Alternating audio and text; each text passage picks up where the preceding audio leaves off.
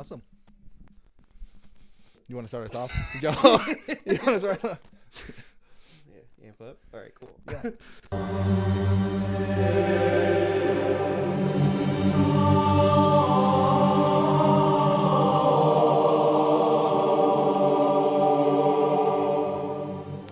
Hello, hello, everyone. Fresh and Faithful here, episode 4. It is Ash Wednesday. It is Valentine's Day. All we're missing is Christmas. That's all I got. That's all I got to say. That's all I got to say about Christmas? the You mean matter. Easter? Well, I guess I was just throwing another holiday in there. Oh yeah, That's that's all true. That's true. I mean, it's probably one of your favorite holidays, right? Christmas. Actually, it's The birth of not. Lord Jesus Christ. Oh no, it's just Lent. Lent is your favorite holiday. I actually do. Lent is probably my favorite time of year now these days. Oh, beautiful. I like it. I like it because it's obviously there's a spiritual aspect, like obviously, Yeah. but I think it's been interesting every time I have a friend or someone who's non-Catholic. You know, they ask about Lent. They actually end up doing something like in the 40 days. So it's like even if you're not religious, you can still find a way to make Lent be a time to better yourself. So almost in all corners, and it just makes me just realize, you know, Catholicism and our religion is all around us all the time and always giving us something to use to get closer to God. So it's always just like a solid reminder. 40 days of reminding, I guess. Yeah, no, you're right. It's kind of amazing though, right? Lent is so grueling, so difficult, and it's a lot of detachment and mortifying. But yet people are into it. It's like I want to suffer. Yeah, I was gonna say, right? You could go the. I mean, the any other downer- time, the any other downer time, we side. are afraid of suffering. But in this 40 days of Lent, we're like, well, I embrace suffering. Yeah, I it's embrace very motivating. sacrifice. Yeah. I have nothing else to say. Yeah. I just agree with you. It is. It's just a nice moment to just remember that, you know, Jesus does not have, you know, Christ God does not have to give us anything else. He's done enough, you know, but yet he continues to give and give and give. So it's just like for 40 days, you know, you get to be kind of that person for God in a way, I guess. That doesn't make any sense, but No, it does make a lot of sense because you're entering the desert with the Lord, right? Yep. So 40 days, Jesus Christ enters the desert to be tempted. yeah, that's my new thing. I'm trying to like whatever you're giving up or dedicating, you know, I'm calling it like, you know, everyone's just like, what are you giving up for Lent? But I'm just like, what desert are you traveling through? That's gonna be a new. I want to make a shirt like that, like a lentil shirt. What's your desert? A lentil shirt, like lentil soup shirt. There's a big lentil bean on the back. a bean shirt. It's like, what are you doing for lentil? Is that not the word? Lentil the season? No, I would say the season of Lent. Oh, Yeah, I've always said lentil season is like when season. there's lentil beans, like, you know. Thanks for letting me know. Yeah, I've been saying I that never heard of that before. Cool, that you have. Yeah. Now next master you're gonna be like, in this lentil season. I know. I'm like, oh, how dare you, Joe? You got me. That's awesome. So, would you like to? It's also Valentine's Day, so I know you have a saint in mind that you want to talk about. I'm sure everyone can guess what saint that is, but Yeah, it's really St. Valentine's. oh, Right? you don't say. Yeah. Who'd have done, right? And so today is really attributed to St. Valentine's, and he was martyred, right? And so back in the days, he was a very eloquent preacher and a very eloquent speaker. And the emperor at the time, Emperor Constantine or Claudius II, I get all my C's messed up these days. I wasn't right? there. I think Claudius II, he hated the fact that he was so eloquent. And so what he got was he got a clobber and clobbered him in the head. And St. Valentine's died. That's crazy. I don't even know why I'm laughing. Yeah, he died for his face. You're probably just imagining him like getting clobbered, right? This sounds funny. Like the clobber. Yeah. Like I've never heard that before. A clobber.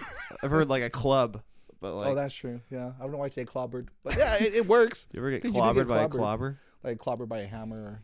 A peach clobber. No, a peach cobbler. Yeah, I know. I was just Yeah. trying to make it fit. That's right. He died by a peach cobbler. That's crazy. And you told me something interesting. I mean, I said I kind of figured that out, but you set it in stone that we celebrate the deaths of saints more than their births. Did I Yeah. say So that right? every memorial, every feast day, or every solemnity that we celebrate for a saint, we celebrate their death. And the reason why is because, not because we're like morbid and we're just focusing on death, Yeah. but death is an entryway to heaven, because Jesus Christ died, and because he died, he defeated death, and now death is the entryway for us to our eternal life. Right. And so that's how it's so beautiful that we celebrate that death. Yeah, I really like that. I like that I kind of knew that, always reading stories of saints on my phone. It's always like, it always starts with kind of just talks about who they are, but then like just goes right into, you know, how they were how they were killed or anything for God. And it's just like, again, just very motivating of what can I, it makes me just think like, what can I do, you know? And then even in times of Lent, it's like, what can I, you know, kill inside of myself that's maybe keeping me away from God and those kind of things. Yeah, it's true. Yeah. It's just like fire that refines the impurities, right? Or these materials off of gold. Yeah. Right. God's Holy Spirit refines our soul. It burns Beautiful. off the sin. Yeah. Right? All these impurities that we have.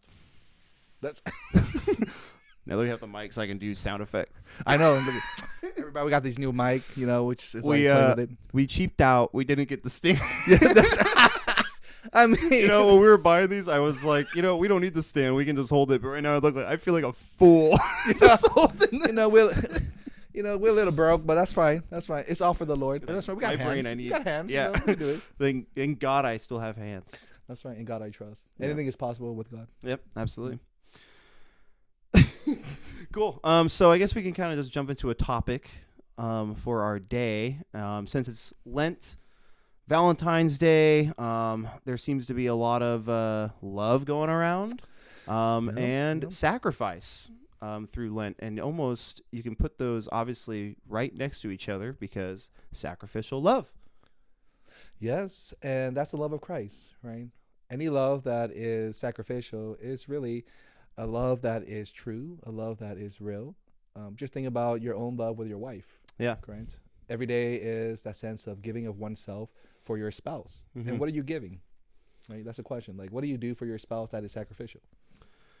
I do a lot of I don't do it a lot of things. Lori, if think you're, I do a if lot you're of watching, things. Lori. Well, you know, a big thing is I think the biggest thing when you're married and you obviously move in with each other and you start to learn the other side of that being you start to get the hints of, you know, what do I do that she doesn't like? And like, how can I change that to better, you know, our living arrangement? You know, I'm not the very best at, like, a simple thing. I'm not very good at washing dishes, you know, doing those kind of things. But now, being married for about 3 months now, maybe we're almost at 4, but I now just like do the dishes unconsciously. You're just doing them, doing little things while she's at work, you know, making sure the house is somewhat put together. So when she comes home, she has a clean house to be inside and not having to put on a different shoe and having to clean around. So little simple things like that. And then also, you know, just doing random acts of kindness.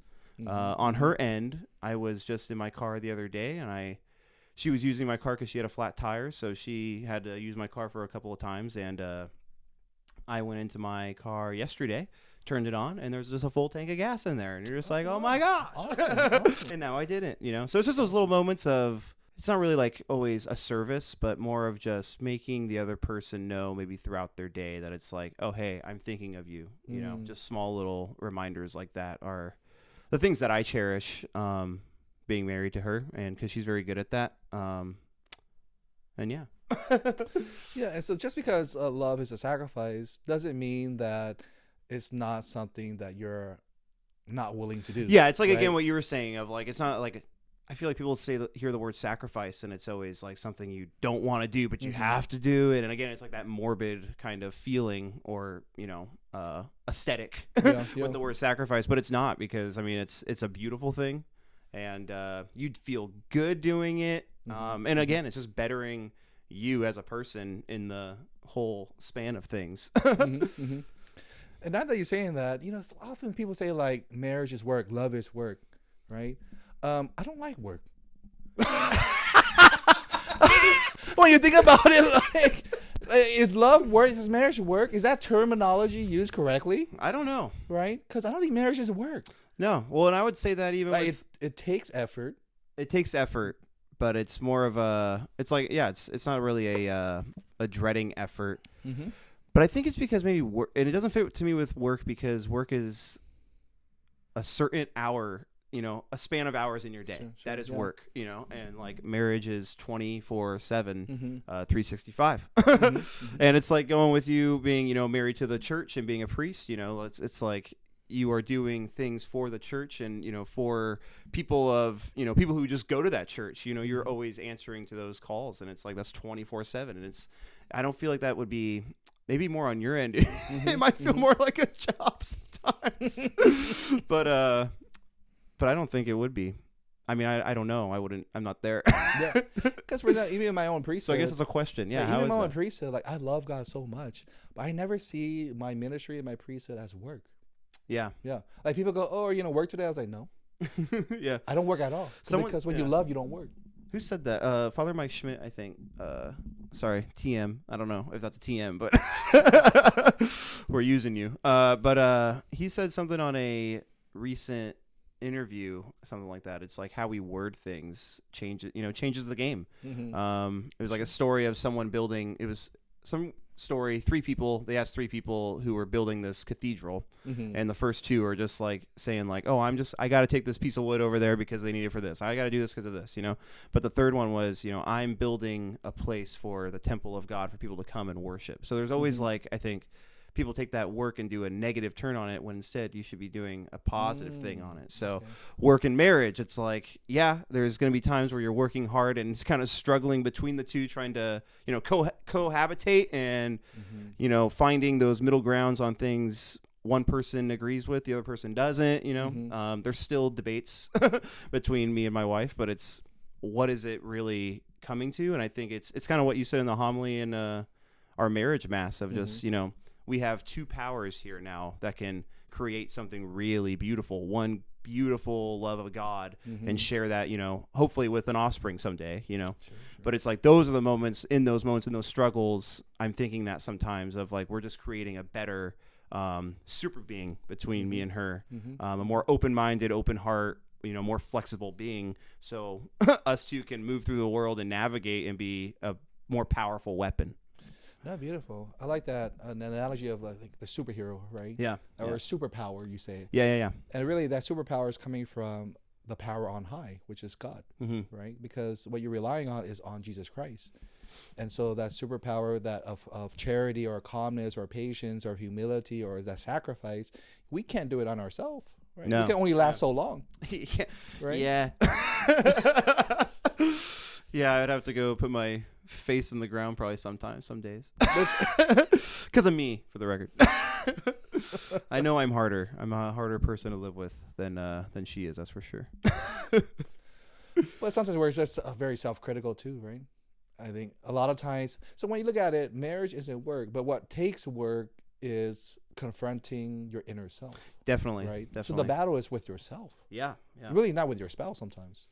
I 100% agree with that. Because there's definitely days like I'll be having a bad day or I'll be, bugged about something within me. And then it's like she comes home or whatever she's doing. But I start to find myself almost sometimes throwing that, on her. And, she can be guilty of that too, of having, bad days at work, coming home and just like start just wanting to just kind of pick on what's around the house. And it's just like, well, so it's a give and take sometimes, but it's just, I'm getting better at that of just like self-reflecting in those moments of like, it's me, it's not anything else happening. It's something that's happening within me. So let's, let's go pray or let's just, let's sit with God for a minute, center my heart, and let's see how we can fix that.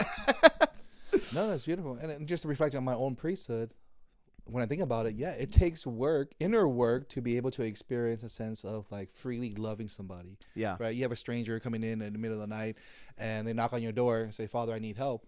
Right. In that moment, in my humanness, my selfishness, you're waking me up. Yeah. Right. You're like, what are you doing here at 2 or 3 o'clock in the morning? You might as well be on the wall and be a cuckoo clock. Or what is it?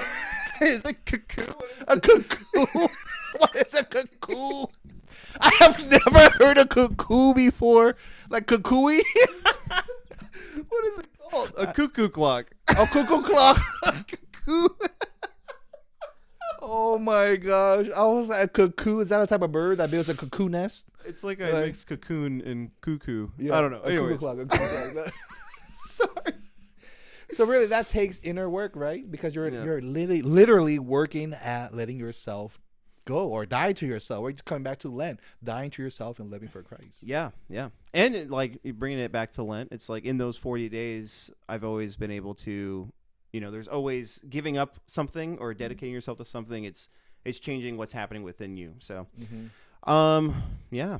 So yeah, yeah. And giving up something is really giving up your pride, right? Whatever distracting or is preventing us from the intimate relationship with God, that's what we're taking a look at, right? And we're kind of saying, okay, this is what I really want to let go, right? And I just did a confession today for the young adults at Cal State San Bernardino, and a lot of pain, my brother, a lot of pain, a lot of suffering. Yeah, right. It's happening a lot. Yes, and it's just the world we live in now. It's just being flooded right to us. Something, there was a cool clip on Instagram recently. It was a reel, but he was talking about that, how it's, it used to be easier to be Catholic or religious because there was always just, back in the day, there was just one voice, in your household or, not really going on, long story short, you're not going on devices and seeing now 1,000 different opinions, 1,000 different point of views, all just being thrown at your head. And it's like, it's up to you now to just take all this flying at 900 miles per hour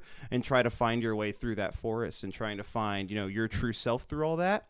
So, I mean, it kind of opened my brain of somewhat gratitude of like, I've always kind of had that true heart of, God is, the light, the truth, and the way, those kind of things. But some people don't really have that grace or that opportunity to instantly know those kind of things. And I think that's causing a lot of young people to just fall into other areas of what they might think is true because we're all just searching for truth. Yeah. And the searching for truth is really within ourselves. Yeah. Right? Jesus Christ is within us. When we receive Jesus Christ through the very sacrament, the Eucharist, the Bible, the soul, divinity of Lord Jesus Christ, he is within us. And so how do we speak with the Lord? How do we hear his voice? We got to be silent. Absolutely. And this is definitely not a silent world.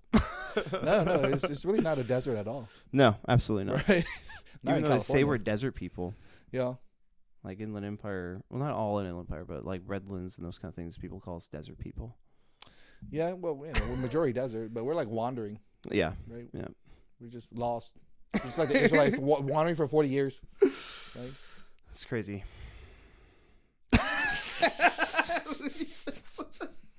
Gotta just sat in that image right now. I know. It's like, oh my gosh, why do we keep going back to the labyrinth? I have actually a question. I have a quick question. Yeah. What is, do priests, do you give up something for Lent still these days, or do you just kind of? Yeah, I mean, we do give up things or distractions within our life. Yeah, I guess because my question is because we pick all these, people that go to church, we always pick like these random little things for Lent. I'm going to give up soda, and it's just like, do you guys do that kind of generic practice or no? We can. I mean, we're not prohibited to give up something. A lot of people think like, oh, priests are perfect. Yeah. Right. Yeah. Well, that's what I like to think. But nowadays, we have a different image probably. Yeah. But a lot of time it's like giving up our own pride. That's right. Cool. Because I've given my life to the Lord and everything is his. Like, even if somebody comes up and steal my card today, I'm just like, oh, great. Hopefully they need it. Yeah. Right. I needed it, but that's all right. You have a nice day. But pride creeps up in very subtle ways. Yeah, it does. Right. It definitely does. It's like when I'm thinking like I'm not prideful, in the end I'm like, I'm prideful. Well, that's what. Yeah, someone. It's saying you're humble is not being humble. Exactly. Yeah. Yeah. That's interesting. Humility is such a trial. It is, and it's hard to grasp. It's hard to understand sometimes. I think that's what it is. Like in my life, humility it's like when it comes into my life and I am probably being humble in that moment. It's like I don't even know that I'm doing it, and then it passes on before you even can harness on like what was I doing that was actually so humble, like because you just don't really know. Right. You can't grasp it. Yeah, you just can't grasp it. No, you can only experience it, and it's not like at the end of the day I'm like, oh, I'm humble. No, I never say that to myself, right? Yeah. I mean, I say like, oh, I'm prideful. Like I can see the sin, but the virtue, I'm like, oh, like I don't even know if I'm humble or not. But who cares? Yeah. I think Well, that's that's- humility too, right? Yeah. Well, that's why it's like like confession has been such on my heart and my head lately. I told you like I had a dream about that for some reason, but I think that's why maybe I did have that dream or something because I struggle with pride. I struggle with those kind of things. Mm-hmm. And so when you're not going to confession and you kind of stray away, another week goes by, another week goes by, another week goes by. And I found myself doing that, of like, I'll just wait till next week. I'll just wait till next week. And it's like, that is so, that to me right now that I look at it, it's like, that is so prideful to just be willing to, hold back on God's mercy. And like, man, it's like you're telling God when you can be merciful. Like, it's like, what is that, Yeah. But it's going into confession and coming out of it, you always feel, everyone always says that, I feel lighter. Mm-hmm. Things are off my shoulders. And it's like, yeah, maybe just because like you're saving dark secrets that you're finally revealing. But I think it's more of that. I think that's humility. In that moment, I think that lightness feeling is that humility of, you finally, you had, the courage to go in and just get on your knees and just kind of share everything and anything that's happening in your life, and you have that humility to accept that God's mercy is the overall gift and the only thing that matters. No, you're right. You're very profound, and really you hit humility on the dot there, because humility is recognizing, yeah, we're weak, we're fallacious, we're folly, right? We fall into temptation, but it's not to stay weak, right? It's to embrace the Lord. It's to know that everything that is good, all the strength that we receive, is from God. Right. And so that's humbling to be able to realize that, right? Everything is grace. Everything is given to us as a gift. The only thing we own is our sin. Yeah. Right. Everything else is a gift. My sins are expensive. Yes. I mean, it's at the cost of Jesus Christ dying for us, right? Yeah, Our Lord absolutely. and Savior. Oh, that was a good one. No. That was good. That was good. Man, I just want to sit with you all day and just like write all these little one-liners and just put them on stickers and just place them everywhere. Yeah, but at the end of the day, don't sit with me, sit with God. Yeah. Right? Because at the end of the day, it's God that we're here, and that's the reason why we're doing this. And that's the reason why we're celebrating Valentine's also on Ash Wednesday. Yeah. It shouldn't always be like that, but I like these 2 days kind of put hand in hand. Yeah, you get to really the core of love. Yeah. Right. Are you? What do you do on Valentine's Day? I sit in my room, watch a movie, cry, and eat popcorn. No, I'm just kidding. That's what people think. Wow. People often ask me what do priests do on Valentine's Day? Because they don't have a spouse. Yeah. Right. They don't have a wife to go home to. I'm like, thanks be to God. That's a lot of pressure taken off. Me and Lori we've never really do a lot on Valentine's Day. We're like, I guess you could say we're like in that cliche of like, you should love that person 365. Why do you need one day to celebrate that? But it is nice. It's a nice thing. But her birthday is also the day before Valentine's Day. So it's like, I think we've just kind of harnessed them in one thing. Which is nice. Yeah. Which is nice. It is nice. And Valentine's Day becomes so secularized though. It's like you got to go all out to do something for your wife or your spouse. I don't get it. It's like that should be something normal. Yeah, right? And that's why I'm saying what I said. But at least with Lent, I guess it makes it a little trickier sometimes because I guess instead of kissing, what do? You just like rub ashes together? Yeah. Rub your foreheads together. Yeah. Well, then we said earlier it was like you can't really give your wife chocolates. What if they gave up sweets? So there's extra questions. But it's interesting because back then, in the Roman paganism, right? They worshiped the god Juno, right? The god Juno. Yeah. So I guess he was a god of love or whatever it is. And then every February the 15th, they would go and worship Juno at the statue of Juno, right? And so the Catholic Church saw that and said, "Oh my gosh, they're worshiping a pagan god." And so what do? We designate February 15th, which St. Valentine died on, as a day where couples would profess their engagement. Oh, that's really cool. And say that, how the cards, the Valentine's cards, they would write love letters to each other on this day. And that's why we have Valentine's cards now. That's cool. You mean February 14th? February 14th, yeah. Okay. So the day before the pagans celebrated Yeah. the feast of Juno, the church goes, well, you celebrate that on the 15th. We'll celebrate this on the 14th. Oh, that's so Right? yeah, that's clever.